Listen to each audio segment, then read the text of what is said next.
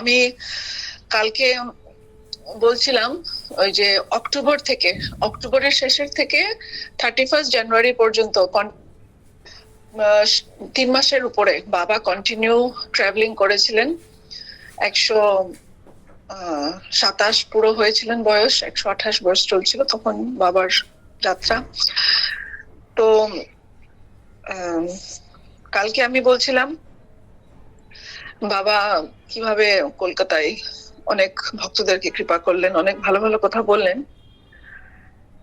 তো ওই কলকাতাতে আর দু একটা কথা ছিলেন, বাবা স্বাস্থ্যের প্রসঙ্গে বলছিলেন যে precaution is better then fight against diseases. If our lifestyle is free from defects, then we will not develop disease. Drug-induced disease is due to indiscriminate use of medicine. আজকাল আমরা ডাক্তারের কাছে যখন যাই, ডাক্তার একটা অল্প অসুখ হলেও, একটা সামান্য প্রবলেম হলেও 10টা ওষুধ লিখবে। একটা ওষুধের সাইড ইফেক্ট কিন্তু আমরা জানি অনেক সাইড ইফেক্ট, এতগুলো সাইড ইফেক্ট থেকে কিন্তু আমাদের অন্য রোগ সৃষ্টি হয়। আর ফুলের কথা বললেন যে flowers are beautiful no doubt, but they carry a lot of germs that can cause infection. তো বাবা কখনো মালা পড়তে চাইতেন না, যদি ভক্তরা জবরদস্তি মালা পরাতেন এক সময় ধারণ করে সঙ্গে সঙ্গে খুলে নিতেন। তো বাজারের ফুল দিয়ে পুজো দেওয়াটাও বাবা করেছিলেন, খুব একটা পছন্দ করতেন না। তো যত সম্ভব ফ্রেশ ফ্লাওয়ার্স দিয়ে পুজো দেওয়াটা বাবা সমর্থন করতেন। আর বাবা বলতেন আমাদেরকে 3 লিটার জল খাওয়া উচিত সবাইকে, মিনিমাম 3 লিটার ওয়াটার। বাবা নিজেই 3 লিটার জল সকালবেলায় বাবা নিয়ে নিতেন, উষ্ণ গরম জল। আচ্ছা, এবার আমি কন্টিনিউ করছি। 1 নভেম্বর 2023, 1 নভেম্বর 2023 বাবা বিষ্ণুপুর এলেন। এই বিষ্ণুপুরকেও গুপ্ত বৃন্দাবন বলা হয়। আমরা ছিলাম বাবার এক পরম ভক্তর বাড়িতে, শিবু দাস। উনি হচ্ছিলেন সিল্ক বিজনেসম্যান, ওনার কারিগর কারখানা, সেখানে সিল্কের ব্যাপার হয়। আর উনি শাড়িও, ওনার হোলসেলে শাড়ি ওনার স্টকে থাকে, গুদামে থাকে, এগুলো অনেক। তো একদিন বাবা, সেখানে আমরা ছিলাম ওনাদের বাড়িতে, একদিন বাবা হঠাৎ দুপুরবেলা আমাকে বললেন যে তুমি যাও ওনার দেখে আসো, শাড়ি দেখে আসো, সিল্কের শাড়ি দেখে আসো। তো আমি পার্সোনালি আমি সিল্কের শাড়ি পরি না, আর আমি সেরকম কিনিও না সিল্কের শাড়ি। আমি কখনো লাইফে আমি কিনেছি বলে আমার সেরকম মনে নেই, কিন্তু বাবা আমাকে খুব জোর করছেন সেদিন, যাও যাও সিল্কের শাড়ি কিনো, যাও যাও। তো আর বলছিলেন, আমি যখন বলছি যে আমি যাব না বা আমার ইচ্ছা নেই, তখন আমাকে বাবা একটা খুব খোঁচা দিল। কি বললো? যাও যাও গিয়ে বালকে শাড়ি কিনো, যাতে তুমি শাড়ি সবাইকে দিতে পারো। আর পার্টিকুলারলি এক ভক্তের নাম বললে, যেটাকে আমি খুব আদর করি, ওনাকে আমি স্নেহপূর্বক আমি একটু শাড়ি গিফট দিয়েছিলাম, বলছে ওনাকেও দেবে তুমি শাড়ি। এই কথাটা শুনে আমি খুব শকড হলাম, কারণ এই পার্টিকুলার ভক্তকে আমি 1 বছর আগে আমি গিফটে সত্যি শাড়ি দিয়েছিলাম, ওটা ছিল সিল্কের শাড়ি, বেনারসি সিল্ক। এই কথাটা কিন্তু আমি কাউকে বলিনি, আমি আমার নিজের মাকেও বলিনি যে আমি এই ভক্তকে সিল্কের শাড়ি দিয়েছি। আর এটা আমি কিনেছিলাম এয়ারপোর্ট থেকে, বেনারস এয়ারপোর্ট থেকে। আমার খুব মন গেল যে আমি ওনাদের পরিবারের 3জন মেয়ে লোক 3জনকে আমি দেবো। তা আমি চুপি চুপি আমি বেনারস থেকে লন্ডন ফিরছি, ওই অবস্থায় আমি শাড়ি 3টা কিনে আমি ওনাদের পরিবারকে দেবো বলে আমি উদ্দেশ্য করে কিনলাম। আর এই কথাটা আমি না কাউকে বলিনি যে ওনাদেরকে দেব। তো কিন্তু 1 বছর পরে বাবা আমাকে এটা বললো যে বালকে শাড়ি কিনো, যাতে আমি সবাইকে দিতে পারি। তো এটা শোনার পরে আমার একটা ধাক্কা লাগলো যে আমি যে কাজটা করলাম, এত দামি শাড়ি কিনে গিফটে দিলাম, এটাকে আমি ঠিক কাজ করলাম কিনা না। তো আমি অ্যাকচুয়ালি তখন বাবাকে জিজ্ঞেস করলাম যে, তখন আমি বাবাকে কনফেস করলাম যে আমি কি করেছিলাম। তো উপায় নেই, বাবা তো অলরেডি জানে, এটাতে তার থেকে তো ভালোই যে আমি যদি ক্ষমা চাই আর কি করে আমি যদি সত্যি ভুল কাজ করেছি এটার নিবারণ বা এটার উপদেশ কি, আমি কি এমন ভুল কাজ করলাম এটাতে, মানে কাউকে তো আমি গিফটই তো দিলাম, এটাতে কি ভুল হলো, এটা আমি জিজ্ঞেস করতে চাইছিলাম। তো আমি বাবাকে আমি তখন সত্যি সত্যি বললাম কি ঘটনা হয়েছিল। তখন বাবাকে জিজ্ঞেস করলাম যে বাবা এটা কি আমি রাইট কাজ করলাম কি রং কাজ করলাম। তখন বাবা বললো আমি খুব রাইট কাজ করেছি। বললো আমার ব্রেনটা কম্পিউটার ব্রেন, তো ইংলিশে বললো you are always right and I am always wrong. বাবা নিজের কথা বললো যে বাবা নিজের রং কিন্তু আমি রাইট। তখন বাবা নিজের কথা বললো, মানে এরকম ভাবে বললো যে কথাটা ঘুরিয়ে বললো যে আই এম, মানে আমি রাইট আর বাবা রং। আর বললো যে ইংলিশে বললো যে I never think of giving gift two anyone else. বাবা নিজে কাউকে গিফট দেন না, বললেন বস্ত্রহীনকে দিতে হয়। My money is only for leprosy people. সঙ্গে সঙ্গে আমি আমার ভুলটা বুঝতে পারলাম। তখন এটা আমি যে আমার অ্যাকচুয়ালি সত্যি আমরা যে টাকা আয় করি, টাকাটা কিভাবে খরচা করতে হয় আমরা জানি না। এটা একটা আমার শিক্ষা হলো যে আমরা যে যদিও গিফট কিনি, তখন থেকে আমি অ্যাকচুয়ালি একটা মানে প্রতিজ্ঞাই করলাম যে আমি কাউকে গিফটও দেবো না, আমি কারোর থেকে গিফটও নেবো না। তার পরবর্তীকালে আমাকে যদিও অনেকে গিফট দিয়েছিলেন, আমি ওগুলো রিজেক্ট করেছিলাম। এটা কয়েকজনে জানে যে আমি আর গিফট কারোর থেকে আমি নেই না। তো এইগুলো জিনিস মানে আমরা যেগুলো করি ভাবি যেটা খুব ভালো কাজ করছি, অন্যদেরকে মনে আমরা প্রসন্নতা দিচ্ছি, কিন্তু এটাতে অ্যাকচুয়ালি অরিজিনালি আমরা যে কাজটাই করি এটাতে আমাদেরকে ভাবতে হবে যে এটা থেকে গুরু প্রসন্ন হচ্ছেন কিনা না। আমরা লোকের খুশি, আমরা জগতের খুশিটা দেখি, আমরা আত্মীয় স্বজন খুশি পাচ্ছে কিনা না, কিন্তু আমি আমার কথাই বলছি, আমি কখনো ভেবে দেখি না যে আমার এই কার্যটাতে আমার গুরু খুশি কিনা না। আমি ভাবছি আমার মেয়ে খুশি হলেই বেশ হয়ে গেল, বা আমার বন্ধু বান্ধব খুশি হলেই বেশ মিটে গেল কাজ। তো এটা অ্যাকচুয়ালি এইভাবে চিন্তাধারাটাও ঠিক না। তো সেদিন আমরা একটা থানায় গেলাম 1 নভেম্বরে। সেখানে বাবা আমাকে বলবো একটা স্পিচ দিতে পুলিশ স্টেশন থানায় বাবার জীবনীর উপরে। সেটা আমরা করলাম। খুব সুন্দর একটা থানার মধ্যে, কি সুন্দর একটা পরিবেশ, সব পুলিশ ইন্সপেক্টর এসে বসেছিল, বাবাকে সম্বর্ধনা দেওয়া হলো। তারপর পুলিশ সন্ধ্যাবেলার দিকে এটা হলো কার্যক্রমটা, মানে খুব ভক্তি, মানে পুলিশ বিভাগটা ডিপার্টমেন্ট, পুরো ডিপার্টমেন্টটাই এত ভক্ত, সব প্রতিটা পুলিশ অফিসার। পরে এটা করার পরে বাবার সাথে সবাই ফটো তুললেন। আচ্ছা, এবারে 2 নভেম্বরে আরেকটা ঘটনা বলি। এই ঘটনাগুলো যেগুলো আমি বলছি এটাতে পুরোপুরি আমি আমার লাইফে কত আমি ভুল করেছি প্রতিটা স্টেপে, এটাই কিন্তু আমি এখানে রিফ্লেক্ট করছি। তো এটাতে আমার অনেক সময় খারাপও লাগে, যে আমার লজ্জাও লাগে এগুলো কি করে শেয়ার করি, কিন্তু আমি ভাবি যে আমার ভুল থেকে যদি কেউ আরেকজনের শিখে তাহলেও এটাই ভালো, তাতে আমার মানে অপমানও কিছু না থাকে, তাহলেও যদি কারো যদি এটাতে শিক্ষা হয়। তো আমি এটা একটা শেয়ার করছি, এটাও একটা খুব সুন্দর একটা মধুর একটা মানে স্টোরি আমি শেয়ার করছি।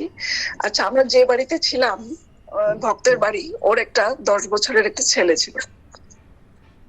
তো এই ছেলেটা মানে এত সংস্কারী, মানে এত ভালো লেগেছে আমাদের বাচ্চা ছেলেটাকে দেখে, খুব মায়া জাগলো আমার। তো বাবা ওনাকে, এই ছেলেটাকে একটা গীতাও দিলেন। তো তারপর আমার তো মানে খুব মানে এরকম লাগলো, তো এরকম স্নেহ আসলো যে এই ছেলেটা মানে আমারই ছেলে, এরকমই আমার মনে হলো। আর আমি মামুনিকেও বললাম কথা।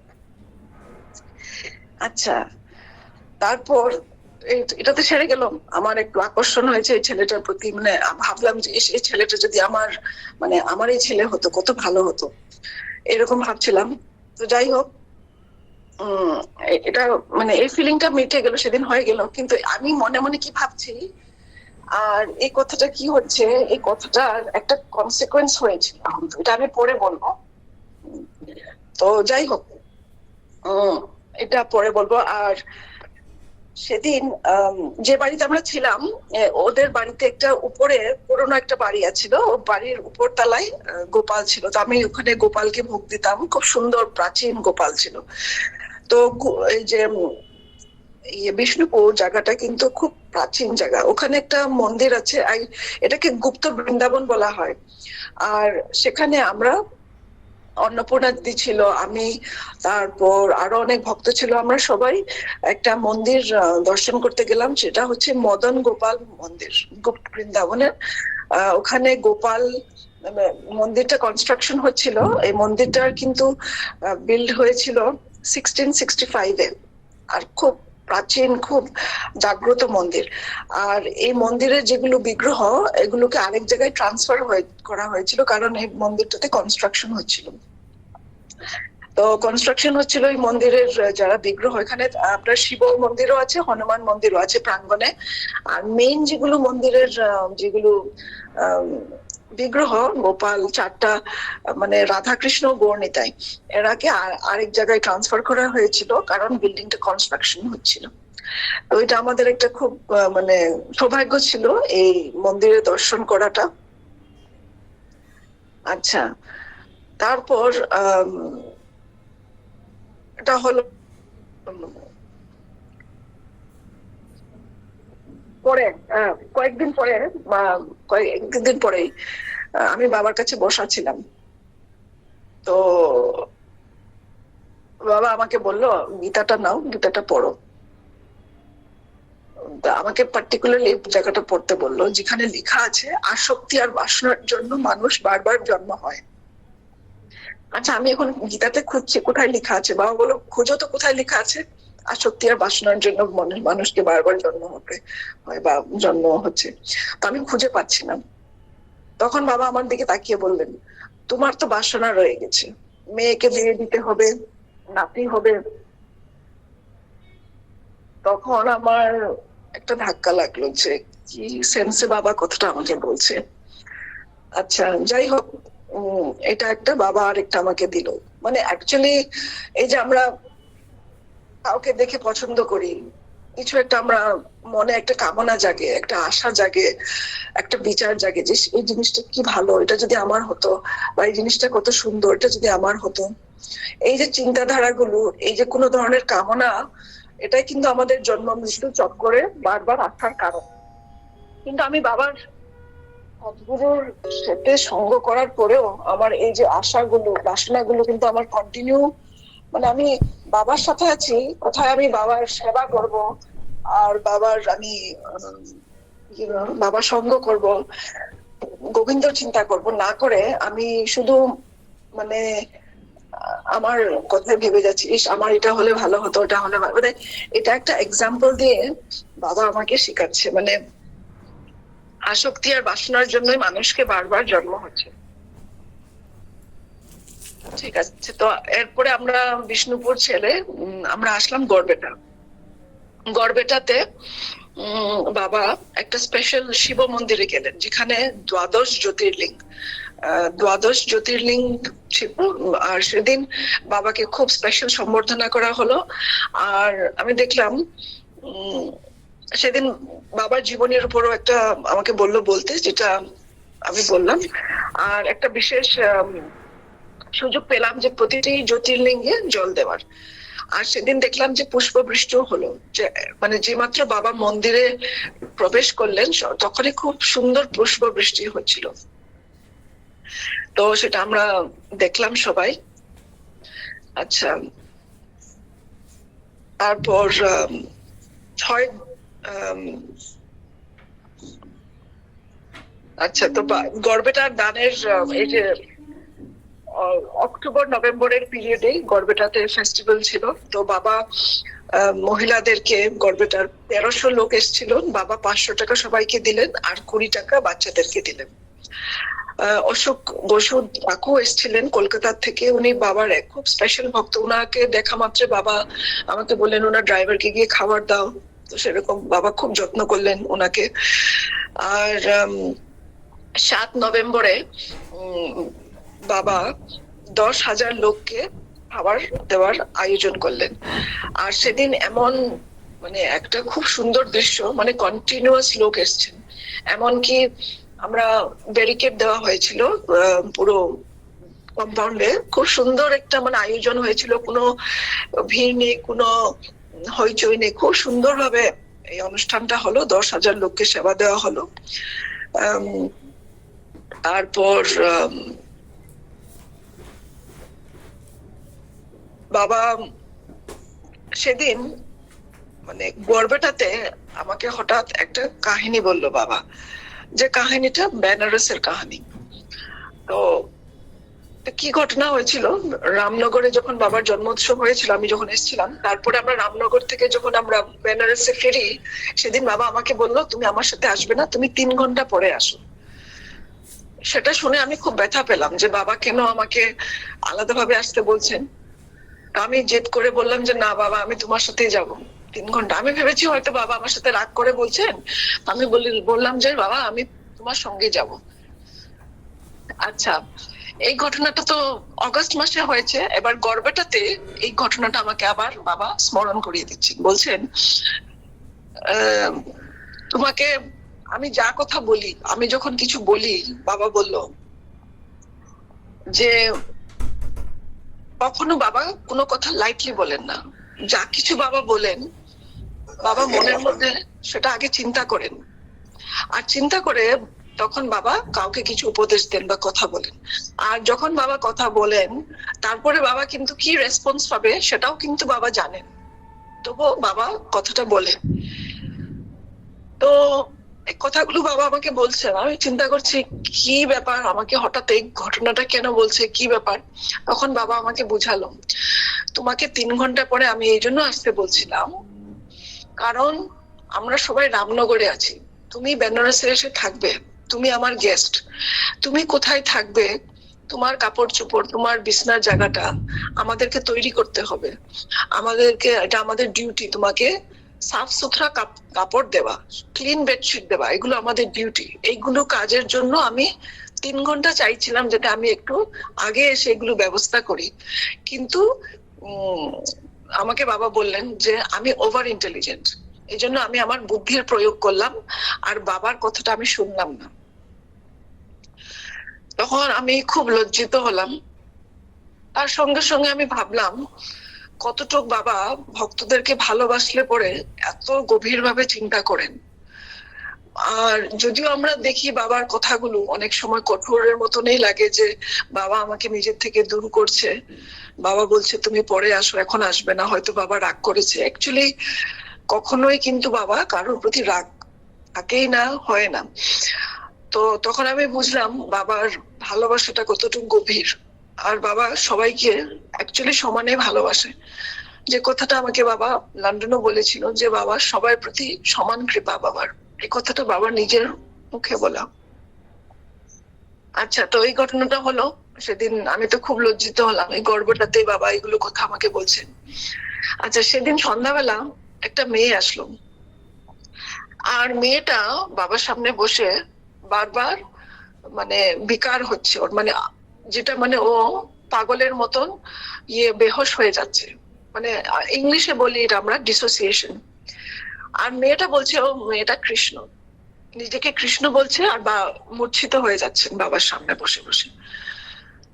তখন আমি বাবাকে জিজ্ঞেস করলাম, বাবা এটাকে কি অষ্টসাত্ত্বিক বিকার কি এটাকে বলে? এই মেয়েটা যা করছে বা মেয়েটা যা বলছে যে কৃষ্ণ আর বারবার মূর্ছিত হয়ে যাচ্ছে তোমার সামনে, তো এটাকে কি অষ্টসাত্ত্বিক বিকার বলে?